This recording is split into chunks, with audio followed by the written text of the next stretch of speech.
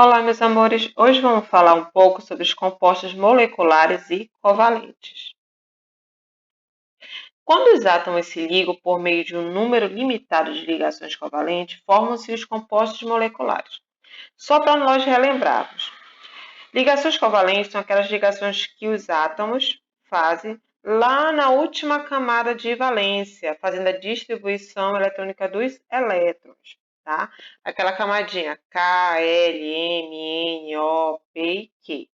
Quando eu faço a distribuição dos elétrons na camada de valência, eu estou fazendo as ligações covalentes.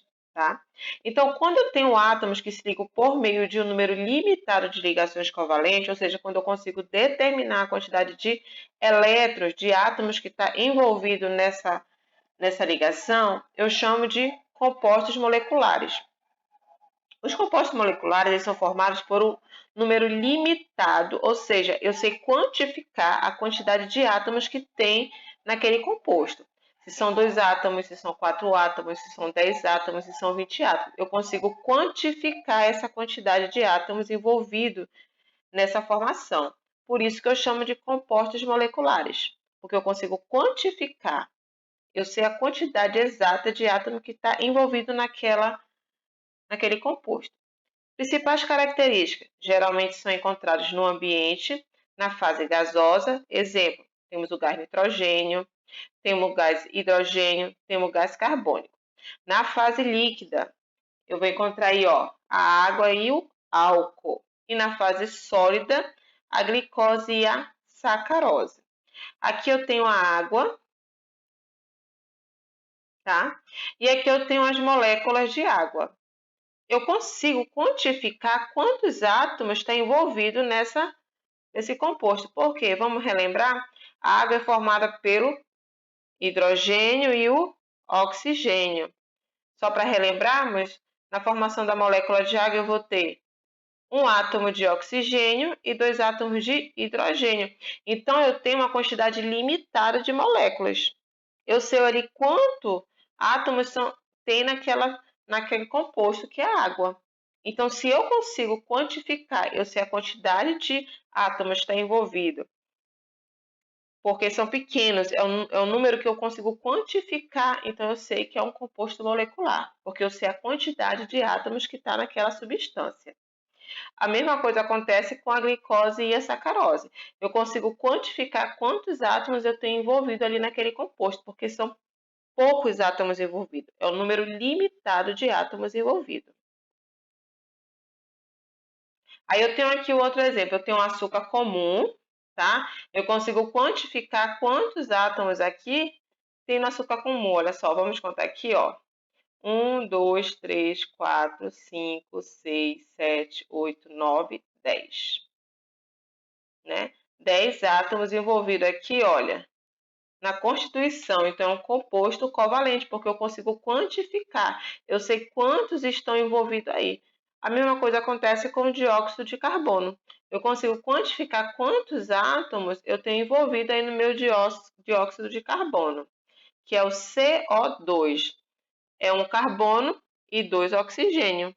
Eu consigo quantificar. Se eu consigo quantificar, logo ele é um composto molecular. E os compostos covalentes? É o inverso.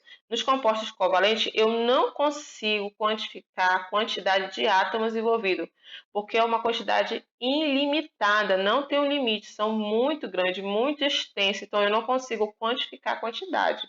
Se eu não consigo quantificar devido à grande quantidade de átomos, ele é considerado um composto covalente. Geralmente, eles são estruturas sólidas. Sua principal característica é que eles são estruturas sólidas. Já os átomos, os compostos moleculares, eles tanto podem ser sólidos, mas são sólidos formados por estruturas pequenas de átomos, que eu consigo quantificar, como eles também podem estar no estado líquido e no estado gasoso. Já os compostos covalentes, eles só vão ser encontrados nos estados sólidos. São estrutura muito grande, com arranjos de átomos. Quando eu falo arranjo, eu estou me referindo ao desenho, tá? Então, na química, a gente chama esse desenho de arranjos. Então, são arranjos de átomos, estruturas de átomos muito grande e ilimitada, porque eu tenho uma quantidade muito grande de átomos envolvidos. Então, eu não consigo quantificar, eu não sei a quantidade. Eu consigo quantificar até um determinado número, depois eu já não consigo devido à extensão, a quantidade de átomos envolvidos naqueles compostos. Então, são considerados compostos covalentes. Aí eu tenho dois exemplos aqui, ó. Eu tenho grafite e tenho diamante, tá? São estruturas covalentes devido à quantidade de átomos envolvidos. Átomos de carbono. Tanto o grafite como o diamante, eu tenho aí átomos de carbono, tá?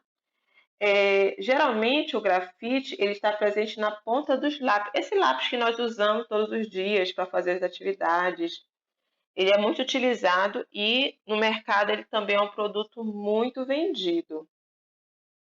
A forma mais estável do carbono constitui um sólido, macio e cinza, que é aquela pontinha do grafite, que fica no início do lápis. Ele possui um fraco brilho metálico. A gente geralmente vê esse brilhozinho quando nós apontamos o grafite. Aí aparece o brilhozinho dele, não é aquele brilho grande, mas ele tem um pequeno e leve brilho, tá? No diamante, cada átomo de carbono está ligado a quatro outros átomos de carbono, por isso que ele é uma estrutura tão grande.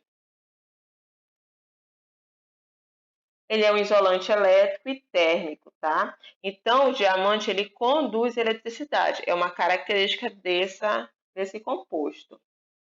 E também é um composto, assim, com um alto preço, né? Ele é muito utilizado em joias. Então, assim, tanto o grafite como o diamante são estruturas covalentes, desculpa, são estruturas covalentes. Por quê? Devido ao tamanho ilimitado dos seus átomos. Aqui eu tenho o grafeno, tá? Grafeno, ele é uma estrutura plana hexagonal de átomos de carbono, tá? E ele é densamente compacto, ele é um sólido densamente compacto. Mas qual é a principal característica do grafeno, tá? Ele é leve, ele é flexível e ele é forte como o aço, tá? Excelente condutor de calor e eletricidade. Entre suas aplicações, ele é capaz de acelerar a velocidade de internet. O grafeno, ele foi descoberto há pouco tempo, tá? Então, assim, devido à grande quantidade de estudos que nós temos envolvido na química, na engenharia química, o grafeno, ele foi criado e estudado e ele está proporcionando aí no mercado uma alta qualidade, porque através dele eu vou ter um alto nível de eletricidade e calor. Ele consegue passar por ele uma grande capacidade de calor e eletricidade, tá? E além de acelerar a velocidade da internet, que é uma das situações que mais se pede no mercado, que geralmente o consumidor quer uma internet boa, de qualidade, que tenha uma grande velocidade que você possa acessar. Então, o grafeno, ele traz para o mercado isso. E ele é leve, ele é compacto, então ele é fácil de ser trabalhado e ele é flexível. Então, ele está sendo no mercado aí excelente. É uma das melhores descobertas até hoje. Atividade de hoje. Livro de atividades, página 6. Beijo, meus amores. Até a próxima.